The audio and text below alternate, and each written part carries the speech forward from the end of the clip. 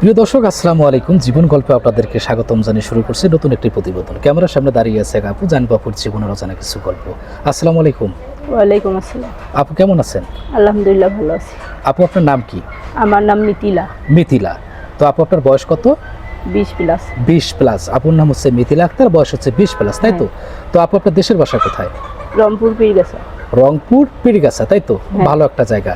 তো আপু মূলত আমাদের এখানে আসার কারণ কি? আমি এখানে বিয়ের জন্য এসেছি। বিয়ের জন্য আসছেন, তাই তো? তো অর্থাৎ আপনি এখানে আসছেন যৌতুক ছাড়া বিয়ে করার জন্য, তাই তো?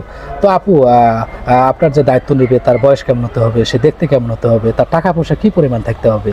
সে যেমনই হোক না কেন আমার কোনো আপত্তি নেই। আমার টাকা পয়সার কোনো দেখা লাগবে না। টাকা পয়সার কোনো প্রয়োজন নেই, তাই তো?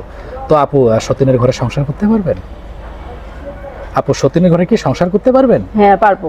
তো আপু মনে করেন তার ঘরে বউ বাচ্চা সকলেই আছে, আপনার দায়িত্ব নেবে, অথবা তার বাচ্চা আছে, তাতে কোনো আমার আপত্তি নেই। আপত্তি নেই, তাই তো? তো আপু আপনার এই প্রতিবেদন ভিডিও দেখার পর দেশ এবং দেশের বাইরে থেকে অনেকেই কল করবে। তো আপনার যে দায়িত্ব নেবে তার বয়স তো আপনি অলরেডি জানিয়ে দিয়েছেন, তাই তো? তো আপু পূর্বে কি বিয়ে শাদী হয়েছিল আপনার? না, পূর্বে বিয়ে শাদী হয়নি, তাই তো? তো আপু ফ্যামিলিতে কে কে আছে আপনার? আমার মা আর আমি। বাবা কি ছেড়ে চলে গেছে না মারা গেছে? বাবা মারা গেছে। বাবা মারা গেছে, দুঃখজনক বিষয়। আসলে বাবা নামক বটগাছটি যদি কারো মাথার উপরে না থাকে, একমাত্র সে জানে যে বাবা হারার যন্ত্রণা কতটুকু।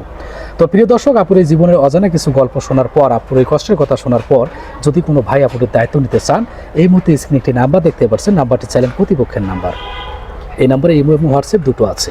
ইমোতে বা হোয়াটসঅ্যাপে আপনি একটি স্ক্রিনশট পাঠিয়ে ভয়েস করবেন কে কোথা থেকে বলছেন, আমরা আপুর সঙ্গে যোগাযোগ করে দেওয়ার চেষ্টা করব।